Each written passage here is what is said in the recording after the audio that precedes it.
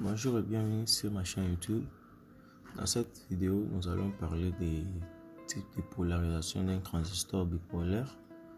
Nous allons voir un peu comment fonctionne un transistor bipolaire. Il y a des vidéos dans lesquelles on a montré comment tester et comment fonctionne un transistor bipolaire. Dans cette vidéo, nous allons voir maintenant les différents types de polarisation. Donc, schématiquement, le transistor bipolaire se présente comme ceci. Nous avons la base, le collecteur et l'émetteur. C'est pour les NPN. Et nous avons également ici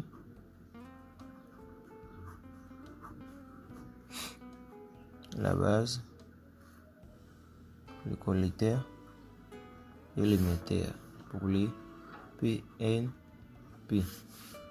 Maintenant, polariser un transistor, c'est soit les rendre encore plus conducteurs ou bien les bloquer. Maintenant, on avait dit le transistor a des jonctions. Et ces deux jonctions, il est composé à base d'une jonction PN, comme la diode. Maintenant, comme la diode a une seule jonction PN, les deux jonctions du transistor forment des jonctions PN et le plus couramment utilisé, c'est les NPN, celui avec lequel on va analyser ce circuit. Donc, j'écris NPN et il va nous donner trois sorties. Et les trois sorties, nous avons au milieu ici la base, le collecteur et l'émetteur. Le semi-conducteur de la base, il est faiblement dopé. Le semi-conducteur du collecteur, il est moyennement dopé et le semi-conducteur de l'émetteur, il est fortement dopé. Maintenant, nous allons voir que les trois semi-conducteurs sont placés comme des diodes. Donc, ils forment un circuit comme des diodes pareils. Là, on a anode commun, cathode. Maintenant, pour polariser un transistor, il suffit d'appliquer sur sa jonction base émetteur une tension polarisée en direct et sur la jonction base collecteur une tension aussi, mais des fois c'est en inverse, même en direct, mais ça passe toujours. Donc, pour polariser un transistor bipolaire est passant lorsque sa jonction base émetteur est polarisée en direct et sa jonction base collecteur est en inverse. Je m'explique. Je tourne ma page ici. Nous avons le transistor. J'écris un grand caractère pour que ça se voie. Ça, c'est la base. Ça, c'est l'émetteur. Entre base et émetteur, de même pour une diode, il y a une valeur qu'on appelle tension de C. C'est la tension à partir duquel le transistor devient conducteur. Et il y a aussi ce qu'on appelle IB, courant base. C'est le courant nécessaire pour amorcer le transistor. Donc, tous ces paramètres, tension de seuil, courant, il y a aussi ici, courant collecteur, tout ça, c'est le concepteur du composant qui va nous les fournir. Mais d'une manière générale, ce sont des données qui vont rester dans des formules. Maintenant, nous passons maintenant au cas.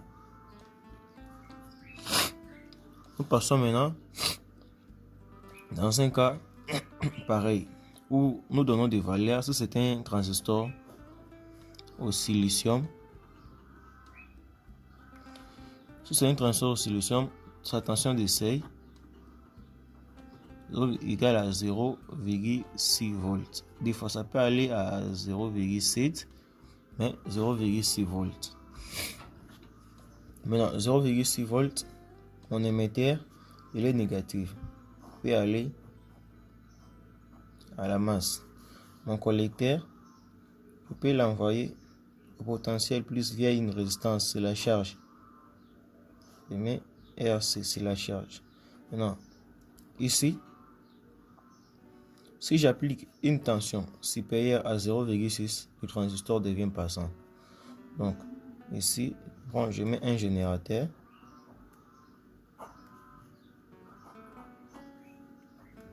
Je mets un générateur qui vient ici. Et ce générateur va me donner une tension. Donc, ici, on a le signe négatif. Négatif, c'est ça, non? Parce qu'on a la masse. Et ici, on a le signe positif.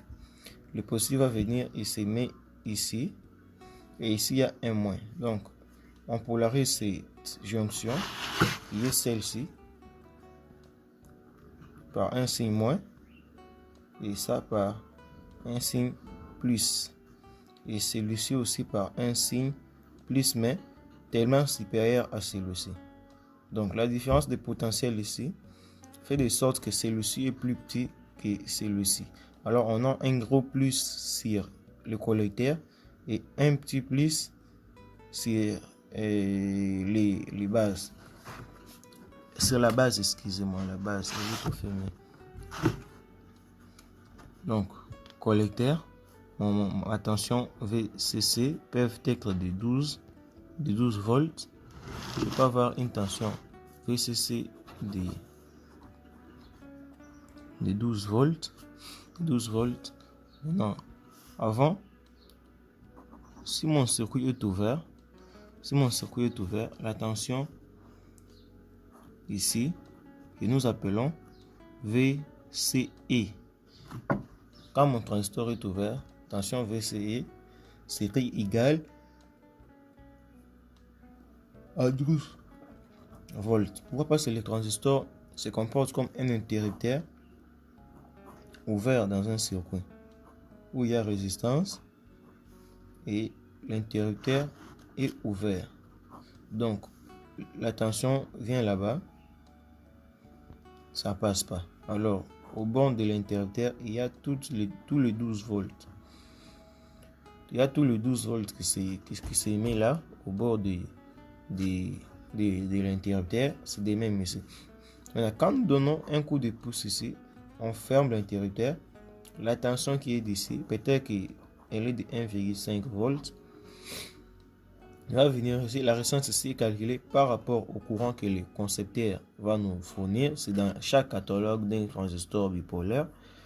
Et ce courant va venir et ça va amorcer un transistor. Quand ça amorce, ça donne le passage ici.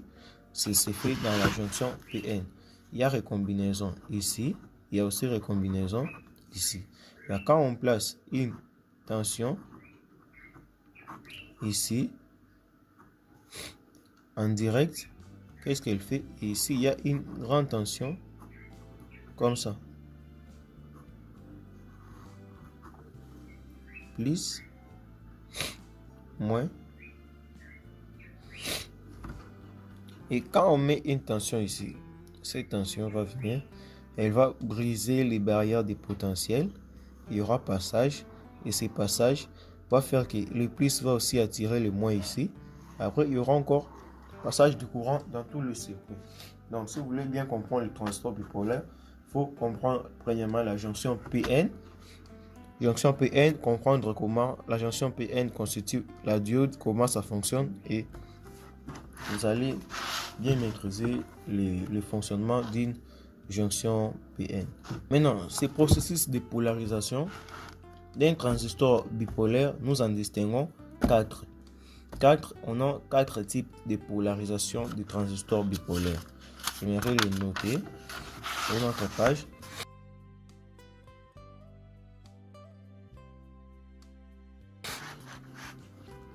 Premièrement, on a la polarisation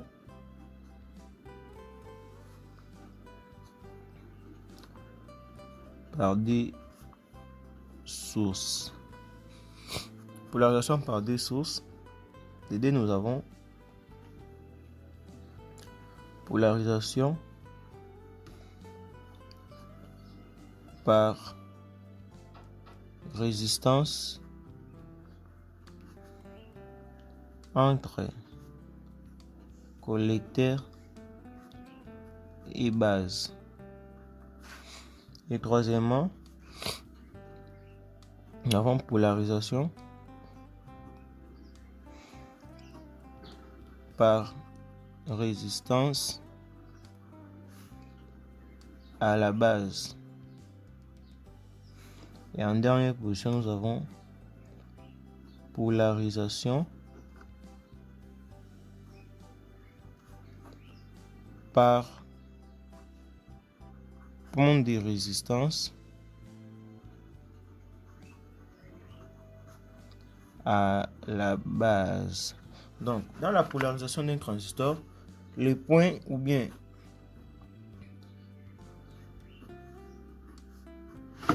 la broche la plus importante dans la polarisation, c'est surtout la base. Donc, c'est elle qui est la porte ou bien les cadenas où on doit ouvrir afin que la grande porte puisse être accessible. Donc, c'est comme ça.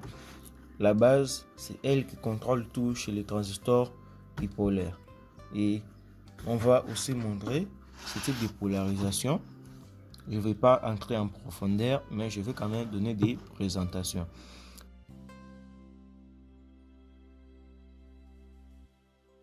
Polarisation par des sources. Dans la polarisation par des sources, on a les transistors qui se présentent comme suite. L'émetteur, collecteur. Je ne mets pas encore de résistance. Non, je crois que c'est mieux que je mette des résistances. Ici, on a une résistance au collecteur. Et ça vient ici. Le circuit collecteur-émetteur a sa propre charge, qui est un grand générateur d'ailleurs. Et on voit que la base aussi également a son générateur, mais qui est de son côté un petit générateur. Maintenant, ça c'est le générateur et ça aussi c'est E. Maintenant, on ajoute aussi souvent une résistance ici, comme on l'avait fait de l'autre côté. Mais c'est ça le principe de polarisation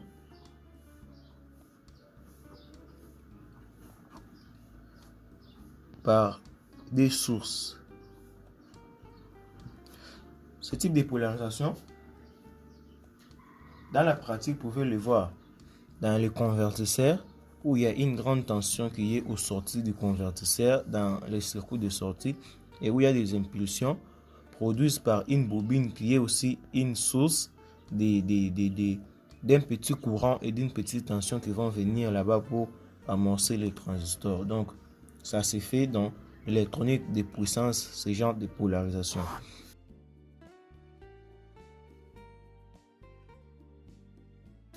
Nous avons également ce que nous avons appelé polarisation par résistance. J'aimerais commencer par résistance à la base. Résistance à la base. Par résistance à la base, nous voyons un transistor bipolaire avec son collecteur à la masse, avec une résistance qui part au VCC et nous voyons également une autre résistance qui prend la tension positive et qui l'amène là à la base. Et ça, c'est la masse. Donc c'est ça la polarisation. Ici on a RC, ici on a RB, et ici on a émetteur, collecteur et base. C'est comme ça. C'est ça la polarisation par résistance à la base. Donc la base est polarisée par une résistance directement sur la tension et venant sur elle-même la base.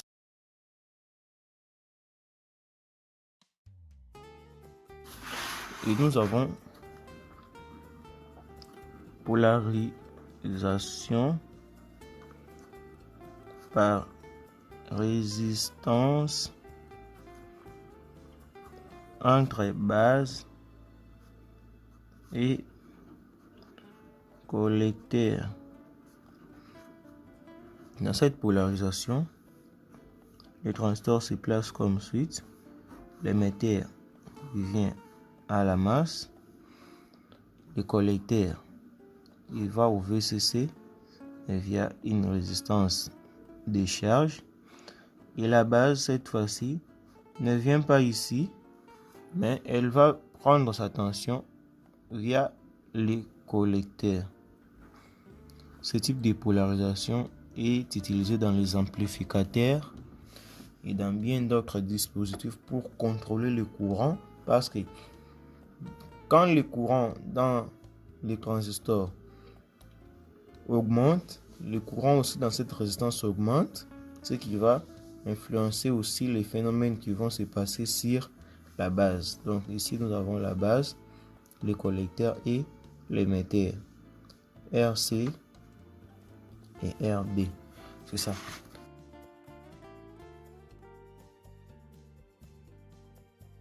Le quatrième et dernier, c'est polarisation par pont de résistance à la base. Dans ce type de polarisation, on fait un pont diviseur de résistance. J'aimerais que ça se voie bien. Un pont diviseur de résistance. On pique au milieu. On amène ça à la base du transistor bipolaire. Le collecteur a sa charge que nous appelons RC. Ici nous avons R. Nous avons deux résistances ici. La première s'appelle RI et la deuxième RB. C'est comme ça que sont nos résistances.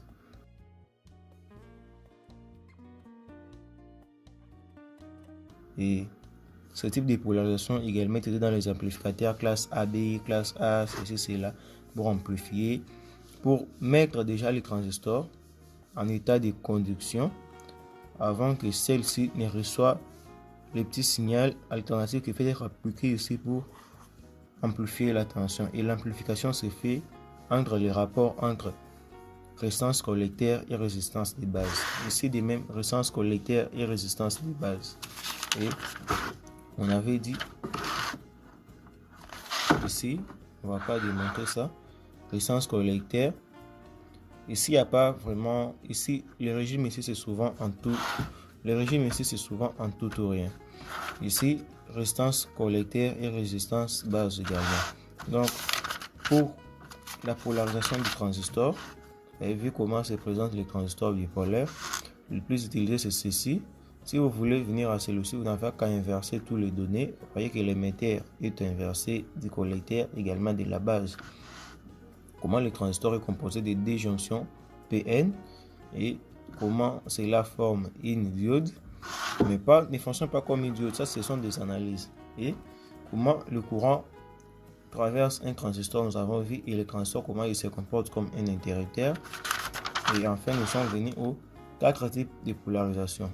Polarisation par deux sources, polarisation par résistance entre collecteur et base, polarisation par résistance à la base, polarisation par pont de résistance à la base.